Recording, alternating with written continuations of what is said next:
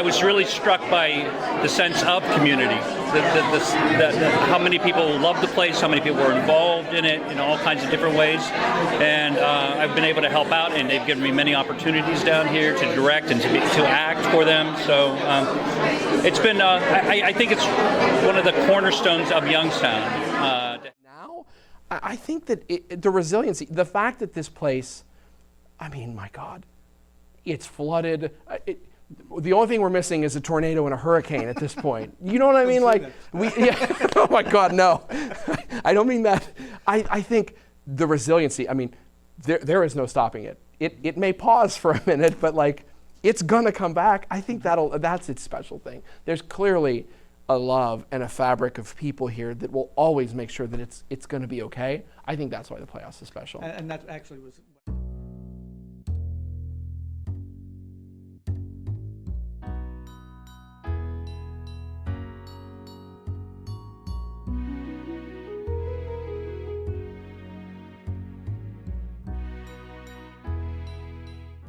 Quote, that we arrived at 50 years together is due as much to luck as to love, and a talent for knowing when we stumble, where to fall, and how to get up again.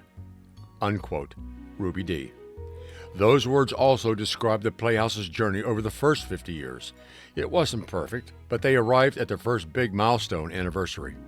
The second half of season 50 started off with the bang audiences anticipated. Arthur Miller's Death of a Salesman would lead an incredible 50th season at Playhouse Lane. Starring John Griffith as Willie Loman and directed by Bentley Lenhoff, Salesman still holds special status at the Playhouse. Salesman would be followed by another audience pleaser, Last of the Red Hot Lovers, and season 50 was setting records. But the love referred to by Ruby Dee would get a test during season 50.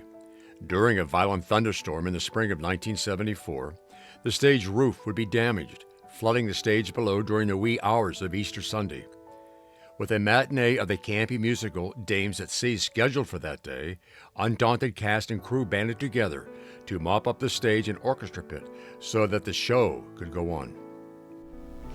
Dames at Sea. Now that was a funny one because I had no idea that the role that I was playing, Ruby, would get a lot of laughs. Mm-hmm. And nobody warned me. Leo Muller, who directed that, opening night I was flabbergasted because all I was doing was what he asked me to do. And we just got laugh after laugh after laugh. And I think I was probably well cast because I was pretty naive and pretty the epitome of Ruby. And that was really fun. The Playhouse also had other allies in their continuing journey, their loyal advertisers. Many local Youngstown businesses were regular sponsors of each and every production, with McKelvey's department store heading the list. Their themed ads graced the back cover of playbills for years, along with Strauss's department store on the inside front cover. Many others in the area were also prominently represented.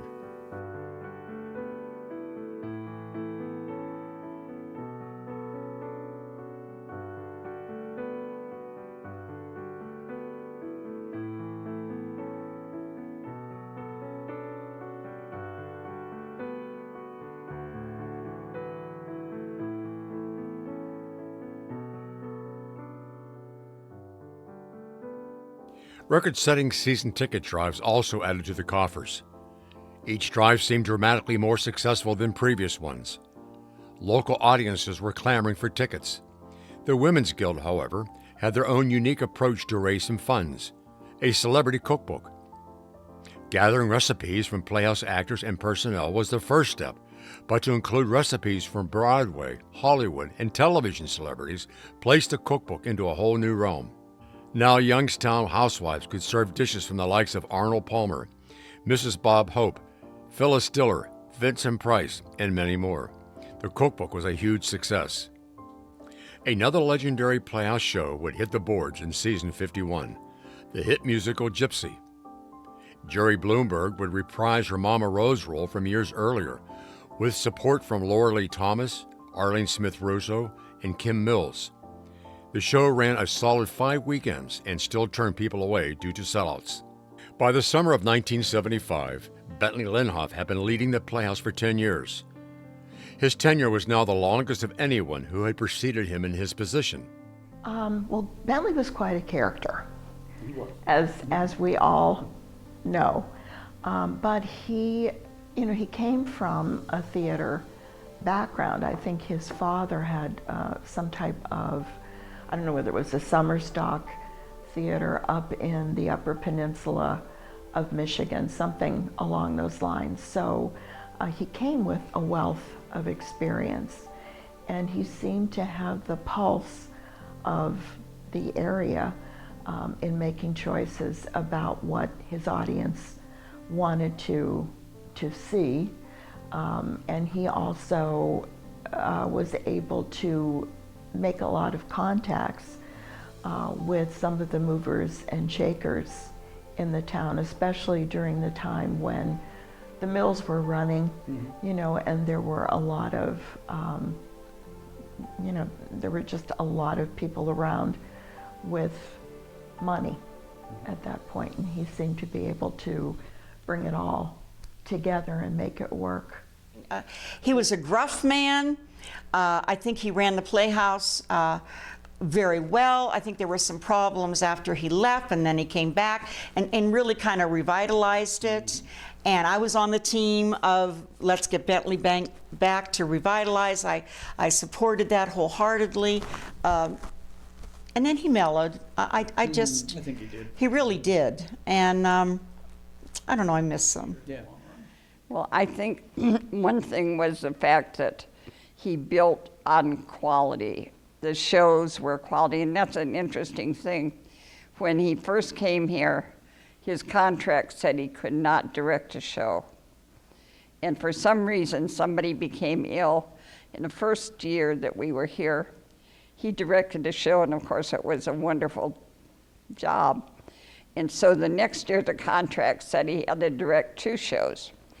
And it got so there were wanting him to direct so many shows because the quality of his direction was really outstanding, and he paid so much attention to detail that he got directing too much, and it was overwhelming, and so he cut back on the direction. But the first 10 years, he was so successful because of the fundraising. He was unique in his handling of money, and he knew how to get money, and he knew what to do with it, and I think that was why the first 10 years were successful, because the Playhouse continued to grow. Heading into season 52, R11's Veronica's Room would come to hold special significance down through the years.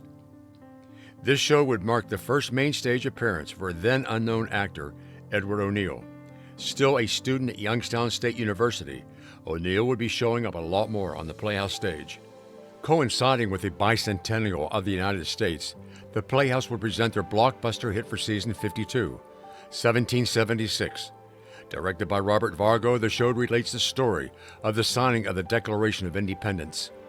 And with a mostly male cast, it showcased the work of some of the finest Playhouse actors.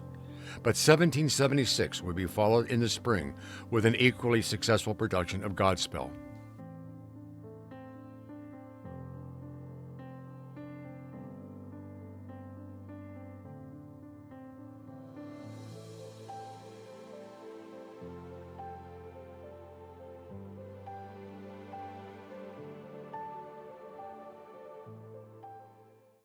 The season would finish off on a typically strong note and would be highlighted by the presentation of an honorary author award to former director Arthur Sercombe. Along with ground being broken during the summer for a Playhouse edition, columnist Esther Hamilton lauded praise on Playhouse set designer Paul Kimple. Many of his sets elicited applause when the curtain went up on Act 1. Hamilton recalled in her article, "Attending Playhouse shows has become a must among knowledgeable people in this area. They come by car, bus, and whatever way they can to get there and build up memories for tomorrow." My husband loved it here. He felt it was really a gem and a jewel for the valley. And I, of course, believed that totally, too. I thought it was a fantastic place. At this time, the Youngstown area was buzzing with entertainment, with national celebrities making appearances at many local venues. John Kenley and his Kenley Players, however, were outdoing everybody with guest appearances by Henry Winkler, Jane Powell, Sonny Bono, Ed Ames, Vincent Price, and Ann Miller. The 53rd season would introduce Ron Prather to the Youngstown Playhouse. Prather's first appearance was in the farce Move Over, Mrs. Markham, but Prather would go on to numerous roles on the Playhouse stage, as well as serving as assistant technical director. By this time, the new addition at the rear of the Playhouse had been completed, and to help celebrate the occasion was the installation of the lobby bar, the intermission bar. Designed by Sis Soller, the bar featured playbill covers from many of the most successful shows at the Playhouse.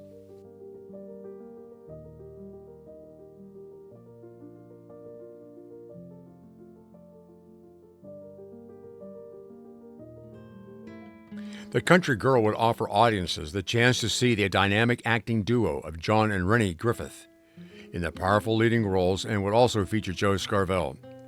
The remainder of the season would end on a high note with a production of Private Lives featuring Ed O'Neill in another memorable Playhouse role. Again, it was a specific day and time that defined who we are as a community. And people still talk about Black Monday, even some who weren't even born at that point. And but for those who were around and knew what was going on, it really marked a sea change for our community. And it started on September 19th, 1977, when the Youngstown Steel Company announced that they were closing almost all basic operations at the Camel Works. That would be making the basic steel, the semi-formed parts of it. 5,000 people were out of work starting the end of that week. And they gradually phased out other elements of the plant.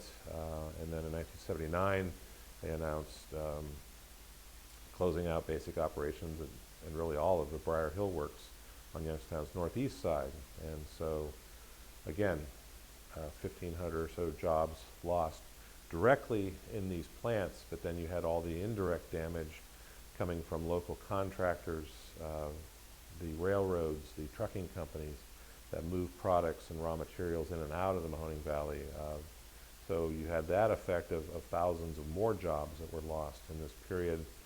And I would say even to a greater extent than the Great Depression, the economic upheaval was tremendous and painful, and families to this day still have not recovered what they had at that point versus what they have now.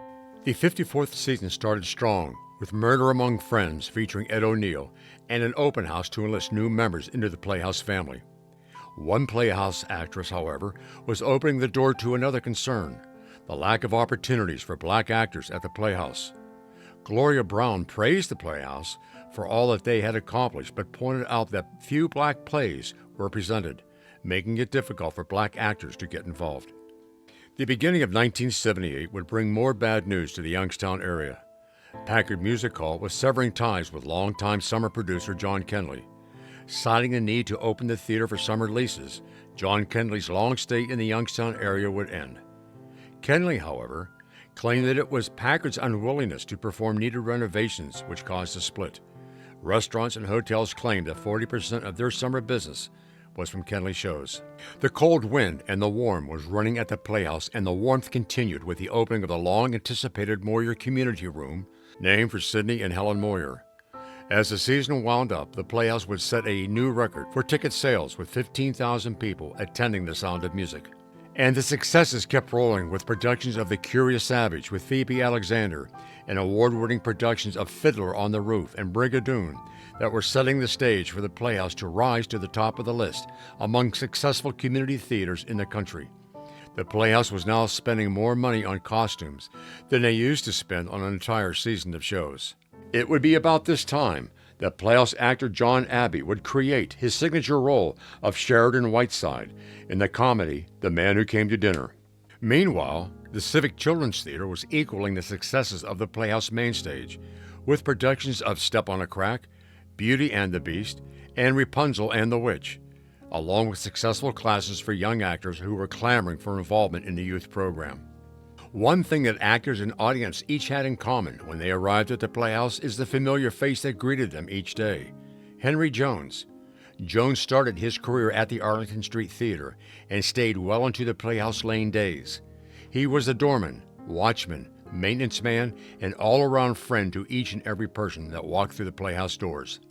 A professional company would be established at the Playhouse by Bentley Linhoff, PM and the AM, providing Playhouse main stage shows for school audiences, with shows like The Glass Menagerie and the effect of gamma rays on Man in the Moon marigolds.